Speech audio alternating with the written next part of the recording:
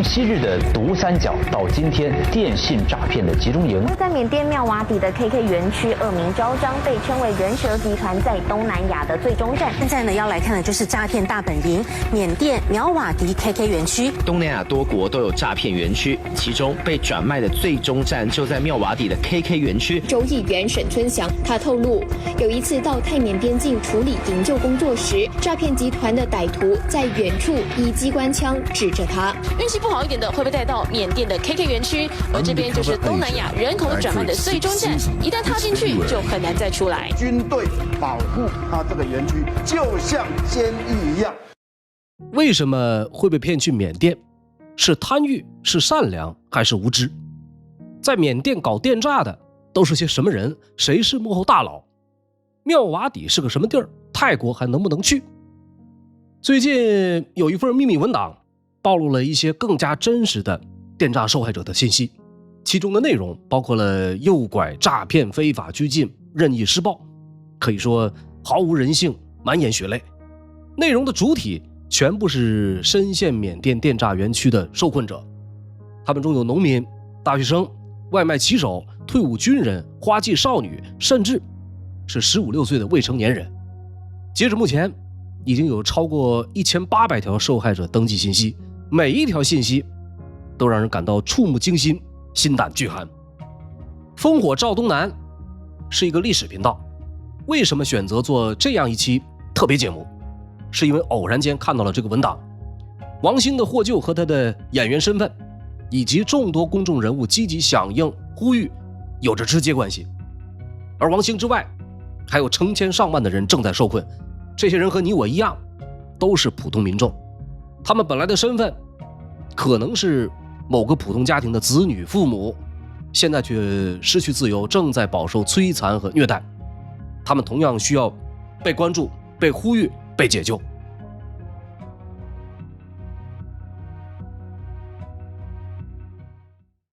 王兴啊是不幸的，同时也是幸运的。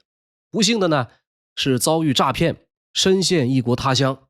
幸运的是无数深陷电诈园区的人能够平安归来并不容易，能像王兴这样短短数日就脱离苦海的更是寥寥无几。王兴获救以后啊，内地有民众自发在网上整合被骗到缅甸的受困者资料，希望增加获救的机会。当事人家属之一的戴女士发起了一个在线文档，开始收集全国亲朋被骗缅甸概况，并将其命名为星星回家计划。他将这个建立文档的初衷呢写在了显眼处。据悉24年以来，仍有源源不断的无知中青年乃至未成年被诱骗出境，我们无意挑起任何对立，只想切实引起国家注意，尽快加强打击力度和速度。他们是子女，是父兄，是叔侄，是子孙，是同学，是朋友。我们深切期盼家人回国接受应有后果。截至目前，这份名单已经登记了超过1800条求救信息。受困者的具体位置多数并不明确，文档被粗略分为缅北和缅东两部分，登记信息时有语句不通和错别字的表述，但是能够切实感受到受困家属焦急迫切，身心俱疲。受困者中的男性占了绝大多数，大概有95%以上，女性有大概5%左右，平均的年龄在20到35岁上下，最小的只有14岁，最大的53岁。这些数字啊，远非缅甸受困华人的全部，但是每一条信息背后都是一条鲜活的生命。特别值得关注的是文档中的未成年人有大概50、60人左右。比如缅北表格中的第63号，一个17岁的男孩2024年7月19号从成都到西双版纳，再到临沧云县，然后彻底失联，直到4个月以后，这孩子才通过朋友的妈妈给自己家人报了平安。这之后呢，家人得知他在缅甸当阳每天工作17、18个小时，完不成业绩每天都要被打30棒，还有高压电棍，生不如死。同样17岁的年纪，编号221，是云南文山广南县一个刚刚参加完中考的男生。在2023年7月底被其初中同学诱骗，从云南普洱出境到达缅甸，目前为止呢，在缅甸当阳万海园区。据其家人登记信息显示啊，他们被各种体罚、殴打、挨饿等折磨到遍体鳞伤，手机的摄像头全部拆除，无法拍照，家人每天都处于痛苦之中。孩子母亲因为思念过度，导致心脏和精神出现问题，多次住院治疗。编号231是一个16岁的小男孩，3年前母亲意外去世，单亲家庭，在网上认识了一个叫全球美妆博主的人。2024年3月发朋友圈说一切顺利，家人问他去哪儿了，不见回复。第3天以后，孩子的朋友告知说他的快手 IP 显示在泰国，家人意识到不妙，进行报警，查出了行动轨迹是从河南三门峡经由陕西、重庆、云南到达西双版纳景洪市勐腊县以后，手机信号消失。到了4月，这孩子呢通过微信告知家人他在缅甸妙瓦底，之后被接连转卖。11月最后一次联系，直到现在彻底失联。编号490，一个15岁的男孩，2024年8月被朋友诱骗，由广西南宁出境，而后被卖到柬埔寨赛财通金湾园区。8月17号发了最后一条语音。8月19号，家人得知孩子已经被虐打致死。在缅东的表格中，编号409是一个15岁的少女，他们一同2人从成都到了广西，跟家人说是在北海玩2天就回家，结果第2天就已经到了越南境内，又经由越南、柬埔寨、泰国，最后到了缅甸妙瓦底教课园区。事件发生在2023年11月，距离现在已经1年多的时间。除了未成年人，还有一个人群比较引人注意，就是退伍军人，这部分大概有40人左右。比如缅北860号28岁男性，2024年12月9日在西双版纳失联，曾在边疆驻防5年，网上认识了一个女网友，网恋奔现，见面以后喝了一瓶水，然后就失去知觉，醒来的时候人已经到了泰国，现在在缅甸妙瓦底恒生2期，家里的父母都是农村人，求救无门，母亲已经病倒。缅北882号37岁男性，24年11月15日被人骗到西双版纳失联至今，家里2个老人身有残疾，3个孩子，最小的今年刚读1年级。近段时间联系过家人，现在人在万海当阳华盛集团海浦园区。缅北的371号35岁男性，24年11月6号从湖北到西双版纳，被骗到缅甸，具体位置不详。11月20号联系家人要赎金未果，随后就没了联系。登记信息应该是他的姐姐，说看到视频啊，已经被剃了光头，家里老人年纪大了，没敢告知，怕承受不了。弟弟出门挣钱减轻家里负担，没想到入了骗局，期盼早日团圆。这些受困者有相当一部分被提及背负债务、事业失败、找不到工作。比如缅北表格里的第54号，结婚刚满1年，老婆怀孕，工地没活，他选择了当外卖骑手。2024年10月，经由一个江西朋友介绍，去到江西谈生意，转1天他在 QQ 上给老婆说是人在西双版纳，等他回家以后，宝宝的奶粉钱和家里的开销就都有了。实际上第2天他就已经被骗到了缅北。还有缅北的733号32岁男性，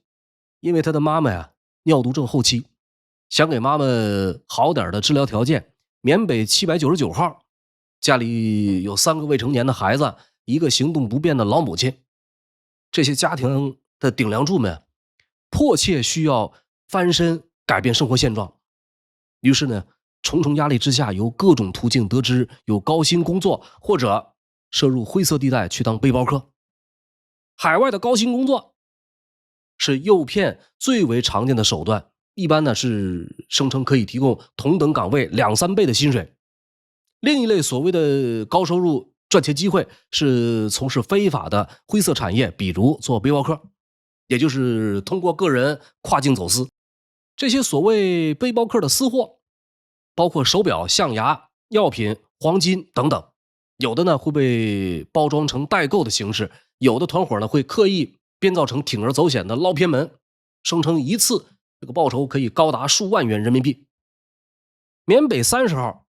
失踪的时候只有17岁，他的哥哥呢根据他的快手账号关注列表，发现了几个讨论捞偏门的主播，随后联系对方，假装自己赌博欠了很多钱，对方呢便邀请他到西双版纳背货，还好心提醒他不要赌了，对家人好一点，还一本正经说了很多劝人良善的话。这些受困者啊，大多数是20郎当岁，正是向往远方又涉世未深的年纪。他们中许多人的出境动机只是单纯想给家里补贴家用，或者是为生病的家人筹钱，但是社会经验不多，因此成了骗子们的猎物。在电诈园区，受困者们一天的工作时间通常长达17、18个小时，没有名字，只有代号，不能随便说话，不能乱打听，必须始终听话。所谓的工作就是通过电信网络进行诈骗，比如文档中的缅东123号在妙瓦底当起了杀猪盘，永盛集团公司里面要求他们用陌陌加女性朋友，然后购买基金，如果骗不到就挨打。除此以外啊，诈骗团伙有的还会通过赎金的方式向受困者家属敲诈勒索。比如缅北972号2020年失踪，当时还不满17岁，2024年7月他给父母发了一些被毒打的照片，索要赎金90万元人民币。缅东101号16岁，被要求拿20万赎人，如果交不出赎金，可能会被转卖到其他园区。如果完不成业绩或者是试图逃跑，等待他们呢将是更加恐怖的噩梦。缅北153号，一个39岁的浙江男子偶尔发来信息，说里面动不动就打死人，还有一个孩子被打断了8根肋骨，家属花了几十万才救出来。类似的呢还有缅东92号，因为亲眼目睹了一个男孩被当场打死，反复告诉自己的妈妈千万不要发信息，不然会很危险。殴打是种种酷刑中较为常见的，除了挨打还有灌水牢，水牢里面是臭水沟，水里有很多虫子，还有电击、关狗笼，备受折磨，惨不忍睹。在星星回家计划的文档中，泰国和妙瓦底被提及的次数已经超过了缅甸和缅北。泰国显然已经被诈骗分子当作一个更安全的包装说辞和拐骗中转站，缅北被强力打击之后，现如今泰缅边境的妙瓦底已经成了电诈园区的又一乐土。全场演技最炸裂的一个人出现了，就是这个副导演，他演技巨牛。他加我之后，全程没有打文字，全在说语音。他说我们这边陪资方呢，没时间陪你。哇，特别专业。我们这一想，哎呀，这个资方都出现了，然后他说话又那么游刃有余，特别轻松。我说那可能是真的吧。我们3个在那个车上商议，可能是真的。我就是在30号的白天，我们在去曼谷的路上，就2个小时之后，我2点30多发，他4点30多给我回的，就直接回了一个 not me， 不是我吗？包括你自己和你的朋友们，是我们。这其中这里面最重要就是一个转折点，如果没有这个导演发的这信息，我就不会坐在这儿。其实真的会被洗脑，如果真的是我自己的，我也会被洗脑。跟你说是男主，然后又这么大一个公司，这么一个大的一个导演，然后给的片酬还不错，而是一个必火的题材。如果是我一个人，我肯定也会被洗脑，因为我刚才不是已经说了，那个副导演说的太真实了，就是专业用语太强了，包括那个组训，像大家已经看到那个组训特别真实，包括人物小传呀、故事梗概呀、人物角色信息，哇，特别逼真。包括他们给我发的是那个实习片段也很真。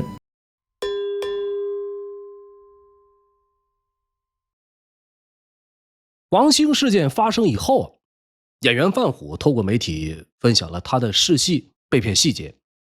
范虎指出呢，他上个月在一个演员群组见到有招募信息，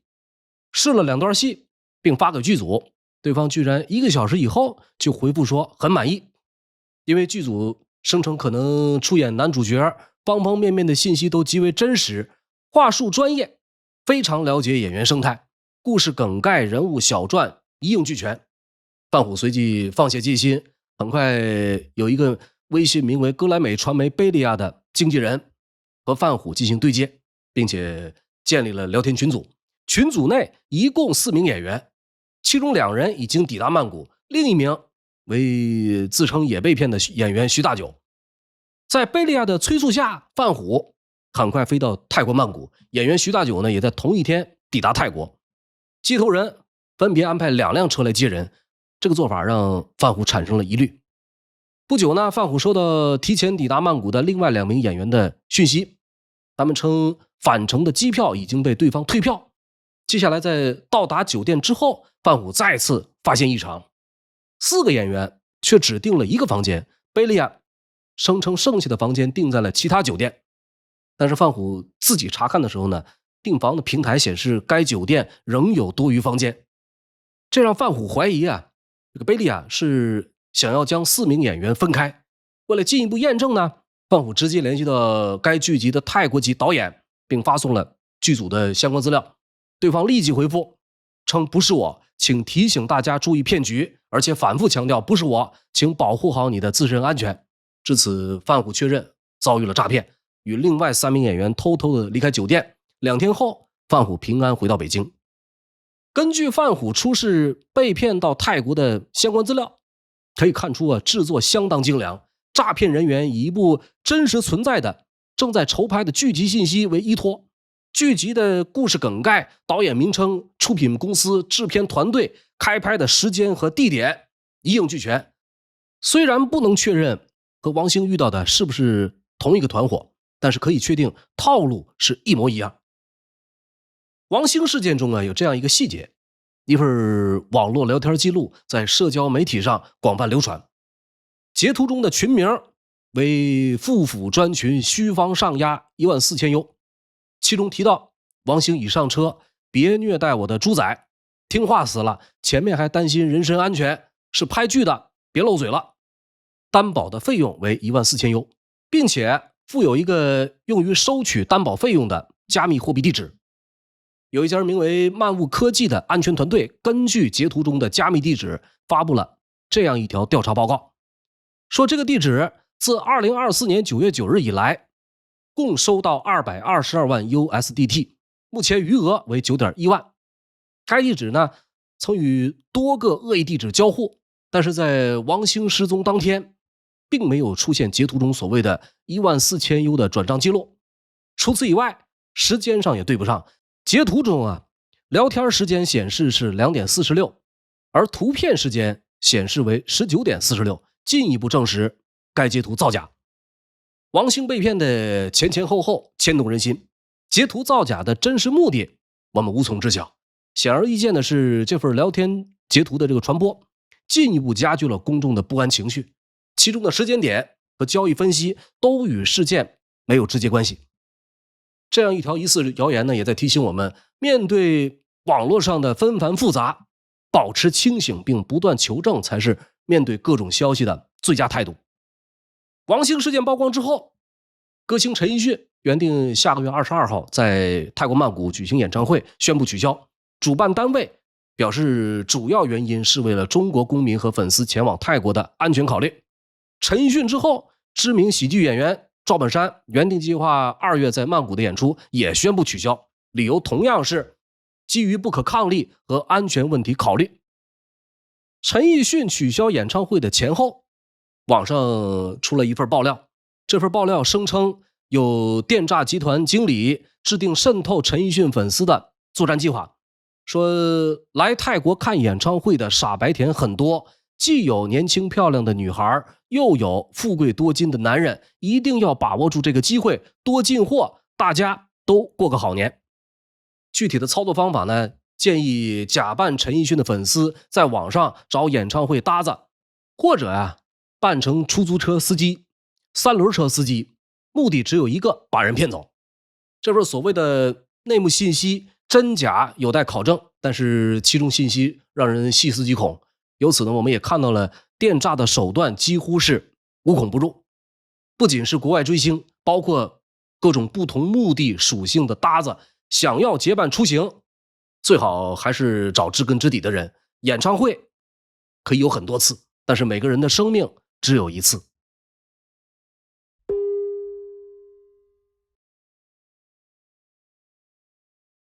妙瓦底又被称作苗瓦迪，这是一座位于缅甸东南部克伦邦的城市。妙瓦底和泰国边境城镇美索县以莫艾河相隔。缅北地区的规模化电诈园区据称已经被全部铲除，但是缅甸大大小小的诈骗园区不止散布在缅北，还有东北、东部、东南等地，其中呢尤以妙瓦底最为危险。和缅北一样，缅东地区这个势力武装长期脱离缅甸政府的控制，因为政治动荡、武装冲突、制裁措施等等因素影响，导致贫困率高、人均收入低、教育医疗水平较差。在电诈犯罪出现之前，当地就已经有文物走私、贩毒等犯罪活动。2021年2月之后，电诈集团渐渐入驻缅东，臭名昭著的 KK 园区就位于妙瓦底。此外呢，还有大象园区、凤凰园区等等100余个诈骗园区。和缅北不同的是，妙瓦底和泰国美索仅仅一河之隔，当地的电力、网络讯号等等都是泰国提供。妙瓦底一直由地方军阀控制。2021年缅甸军事政变以后，局势变得更加复杂，不同的派系分裂不断，地方军也和政府军进行交火。到2024年4月，克伦边防军攻陷妙瓦底最后一个前哨基地，政府军完全撤出。军阀势力和电诈集团结成互利共生的关系，一旦有受害者进入妙瓦底，负责押运的都是荷枪实弹的武装人员。这里的电诈园区通常靠近河流，周边呢是农田和旷野，四周都是高墙电网，那个全副武装的打手随时待命，只要进入园区基本上是插翅难逃。据说如果被骗到缅北还有可能生还甚至被救出来，但是如果被骗到妙瓦底，除非有外力介入，否则基本上没有逃出来的可能性。这里的受害者被统称为猪仔，又被叫做行走的人民币。从上游诱骗到中间担保转卖，再到终端非法拘禁实施电诈活动，明码标价，制度森严，形成了一整套的非法产业规则。东南亚的电信网络诈骗之所以成为一大难以根除的令人深恶痛绝的顽疾，其中一个关键是基于暴力的诱惑，大大小小的电诈团伙就像古时候传说的长山蛇一样，首尾相顾，交相呼应，打掉一个团伙又会有新的团伙冒出来，抓住一个头目又会有新的头目扛起大旗。当然由于利益的驱使，这个犯罪温床背后是多个方面的或明或暗的势力在支撑。根据香港01侦查报道，目前的妙瓦底大致分成北部、中部、南部等等几股势力。北部的水沟谷经济特区由克伦边防军中央司令部总书记索奇都直接管辖，当地呢有阿波罗、玉龙湾园区，以及由曾被国际刑警红色通缉令通缉的华人老板佘志江营运的亚太新城园区。中部的妙瓦底县城附近有金新、恒生、PPM 等园区，由克伦边防军索奇都的亲信号称木桶将军的索木桶管辖。金新园区的老板是福建安溪人熊世家，他所经营的金星控股由改名叫做嘉利集团，宣称在缅甸、菲律宾、金三角经营博彩生意。这个人同样和索奇都关系密切，两人一同开会，熊世家更曾穿上军装拍照。南部的雷戈高新镇有 KK、环亚、太仓等园区，由克伦边防军副总司令索丁温控制。再往南有绰号崩牙驹的澳门江湖人物尹国驹的东北集团所投资的塞西港产业园区。美国财政部曾指出他涉嫌人口贩卖，并在2020年9月宣布对其制裁。尹国驹本人在2012年出狱以后，成立了世界红门历史文化协会，大搞加密货币、线下赌场生意。2020年，他代表东北集团出席了缅甸塞西港产业园区奠基仪式，并且多次否认与人口贩卖有关。塞西港再往南有一个教课园区，由一位神秘的福建人五哥经营。那么这里从前是克伦佛教军的军营，根据曾经侥幸从这里逃离的香港居民安迪的描述，焦客园区的老板和几个组长都是福建同乡，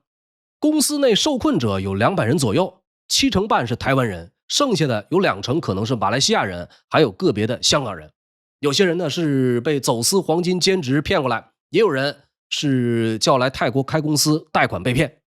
这个五哥背景很是神秘，外界所掌握的资料不多，也没有清晰的照片，只知道他是福建人。众多电诈团伙中 KK 园区一直为海内外深恶痛绝。2022年8月，中国科学院博士张基孝被骗到了 KK 园区，受困1年多，终于获救。这事件曾在此前引起轩然大波。张因为家人和女友患有重症，辞去工作，通过中介找到一份前往新加坡做翻译的工作，随后被当作了猪仔骗到了妙瓦底。张基孝本人透露了一些在园区受虐的经历。他说2个人把我按在地上，然后拿直径10厘米的木棍抽打屁股、大腿，最后打的下半身都变成黑色，完全肿胀起来，打得我精神恍惚，站都站不稳。这个张博士在那里每天要工作18个小时，工作内容是伪装成女性，通过网络聊天对北美地区的男性进行诈骗。如果尝试逃跑、涉嫌泄密、偷懒，会被关笼子，手铐在钢管上，每天罚站10多个小时。张基孝和王兴一样，身份比较特殊，迫于舆论压力，最终呢被放回了国内。根据日前网友曝光的航拍来看KK 园区紧邻泰国边境，园区的规模庞大，内部有多个疑似港哨的高停，不时有车辆出入，而且呢还有一个移动浮桥，方便园区的人渡河。和 KK 园区同样臭名昭著的恒生园区在近日广受关注，这里呢又被称作大象园区、大象度假村，位置在妙瓦底的东北部，同样紧邻默爱河。您注意这个名字，据说这个恒生最初只是经营赌场和网络赌博生意，后来业务扩大到电诈。园区内有3000左右人，其中大部分是中国籍员工。2022年的9月，一位名叫幸卫林的男子在泰国出差期间被骗上一辆车，之后遭遇挟持，来到了恒生园区。最开始他被告知有人用30万人民币将他卖到这里，必须再骗2个人来，或者努力工作才能还他自由。这个幸卫林呢不想搞电诈，因此遭到毒打，并且被禁止吃饭。后来他假装合群贿赂园区里的人，了解到逃跑方式，最终找到一次机会，从大约5米高的围墙跳下来，造成全身多处骨折，随后以一棵大树作为掩护，被旁边一户人家发现以后，收了钱送他离开。这个幸卫林就此侥幸逃出升天。据其本人描述，恒生园区内部设有食堂、超市、赌场、KTV、妓院等等，但是物价非常贵。王兴之后25岁的男模杨泽奇在泰缅边境失联，据说就是被关在了恒生园区。截至目前，有大量的案例将被拐的路线指向了泰国。那么现在泰国的情况到底什么样了呢？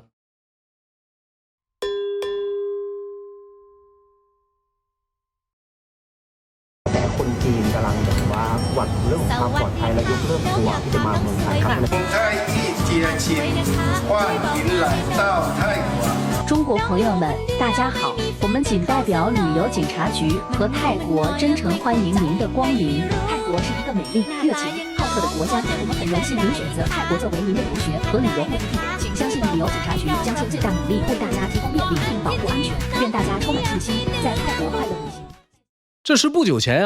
泰国国家旅游局发布的一条声明，王兴事件的曝光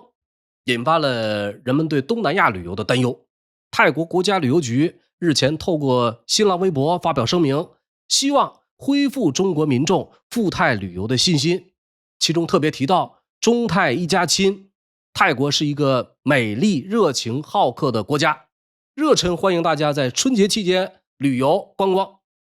但是遭到不少大陆网友的批评和质疑，说喊也不去，他们只关心他们的钱包，光救王兴一个人能说服谁？先解决缅甸妙瓦底恐怖组织。泰国社会对这一事件反响极大，民众对跨境犯罪同样怨声载道，很有一种凭什么让泰国背锅的屈辱感。泰国民众的情绪和中国民众并不同步，更多的呢是对犯罪分子和缅甸诈骗园区的愤恨，同时对中国网友说泰国太危险，给钱都不去等等言论疑惑不解。春节假期即将来临，许多人原本计划到泰国旅游，但是目前的一些消息对赴泰旅游已经造成一定程度的冲击以及群体恐慌。目前有媒体指出，仅上个周末由中国出发前往泰国的机票退单量突然增长了 155%， 许多游客宁可亏钱也要退掉已经买好的机票。有数据显示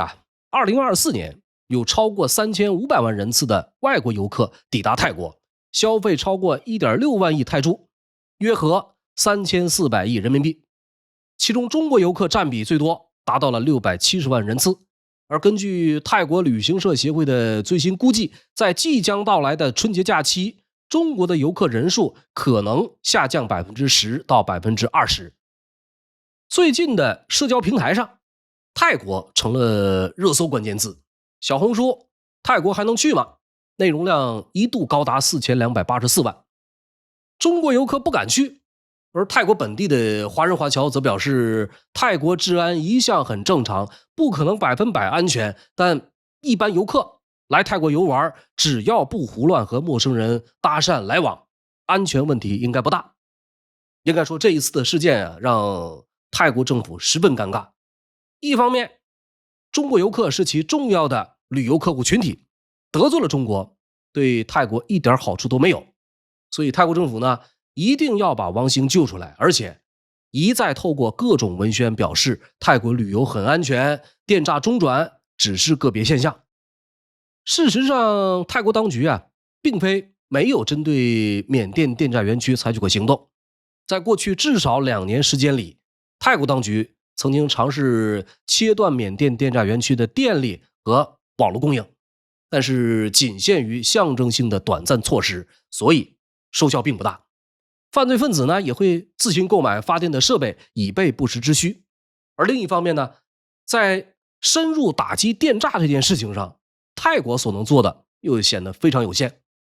问题的关键是什么呢？关键在于，尽管泰国对泰缅边境的缅甸军阀具有一定影响力，但是单以泰国的影响力并不足以让缅甸政府和军阀改变他们以非法营收维持地区统治的生活方式。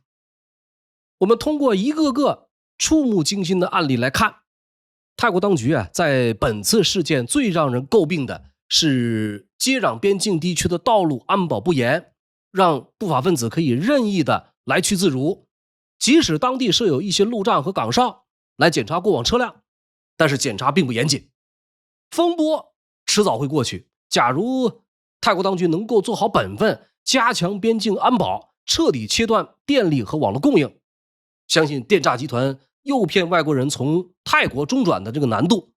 会大大增加，也会打击他们的日常运营。长远而言，或许会减轻这些非法活动对其他国家的影响。就目前而言呢，做好本分就是泰国向外界宣称作为安全旅游地的最有力的一个证明。现在的泰国到底安不安全，能不能去？之前处理王兴相关法律事务的泰国文华律师事务所的相关人士指出，就在王兴事件发生之前，仅文华律所就已经参与接手了多宗类似案件报警，所幸受骗者警惕性高，没有造成严重后果。高薪招聘、旅游搭子等骗局都是诈骗集团最近的常用手法，尤其是对希望从中国出境务工的民众。如果发现对方要求用旅游签证，一般可以直接判定这个工作是一眼假，是骗局无疑了。如果是到泰国旅游，尽量少去边境或者是偏僻地区，边境地区很多的这个旅游还没有开发，并没有太大的旅游价值。如果是在旅游过程中找搭子，发现问题一定要及时报警，最好掌握一些自救方法，不要被短期的利益所迷惑。与此同时啊，泰国的有关律师事务所梳理了5条自救指南。1、关注自己的车程方向，一旦方向是泰缅边境，应该立即提高警惕。2、如果靠近泰缅边境，可以向司机要求下车。3、如果沟通不畅，可以通过报警、联系大使馆以及律师事务所等方式进行求救。4、下车以后可以立刻大声呼救，或者向附近的居民求助，从而获得帮助。5、善用翻译、导航等智能软件，帮助自己及时了解情况，尽早获救。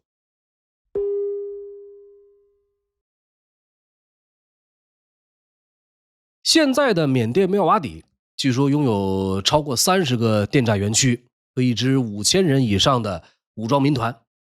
与缅北果敢相比，妙瓦底的局势要更加复杂，地形险要，它的武装势力盘根错节，犯罪活动更具隐蔽性和暴力性。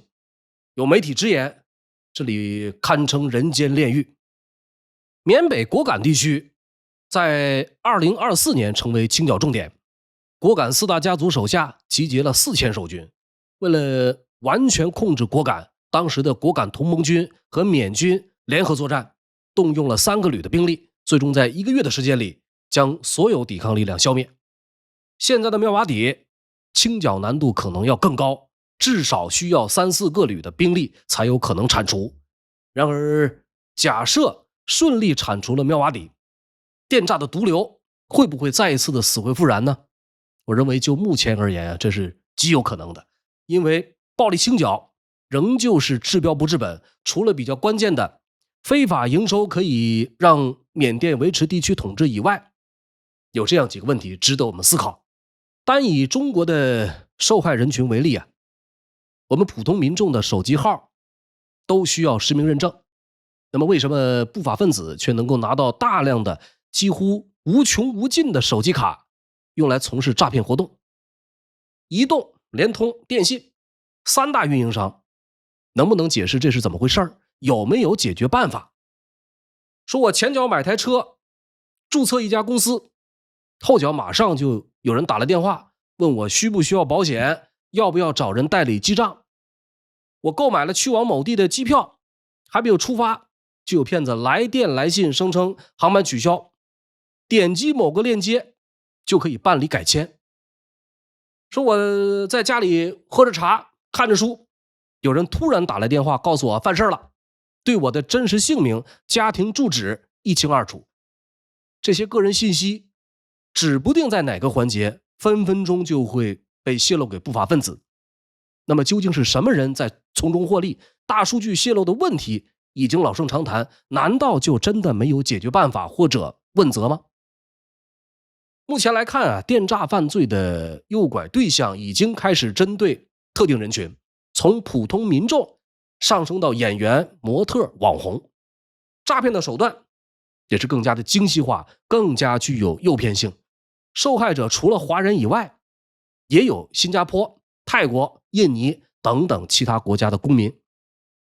除此以外啊，电信网络诈骗的犯罪窝点已经蔓延到东南亚各国和中东地区，规模、园区制度、管理方式等等都是直接复制缅甸的诈骗园区。这其中迪拜是一个非常重要的新的电诈根据地，未来不排除蔓延到欧美的可能。诈骗对象也不仅仅只有华人，骗子们早就已经形成一整套体系来专门针对欧美人群。应对跨境电诈啊，仍然需要启动多国联合行动、协同打击的方式。那么对于普通民众而言，也应该提高警惕。现在的骗子手段在不断更新升级，这绝不是危言耸听。他们可以做到迎合个人喜好，为各个年龄段、各种职业背景以及各个学历阶层量身定制诈骗剧本，受众的群体极为广泛。节目的最后啊，我想给那些正在寻找工作或者商机的朋友们提个醒，收到高薪招聘、挣快钱捞偏门、需要境外工作的信息，您得多留点神了。骗子们啊，甚至会主动提供路费，提前买好往返机票，甚至以孝心、孝道这之类的正能量进行游说，别那么轻易相信。天上不会掉馅饼，一步一个脚印的走着才踏实。还是那句老话，天若有情天亦老，人间正道是沧桑。好了，今天就聊这么多，这里是烽火照东南，欢迎大家评论转发，本期节目到此结束，我们下一期不见不散。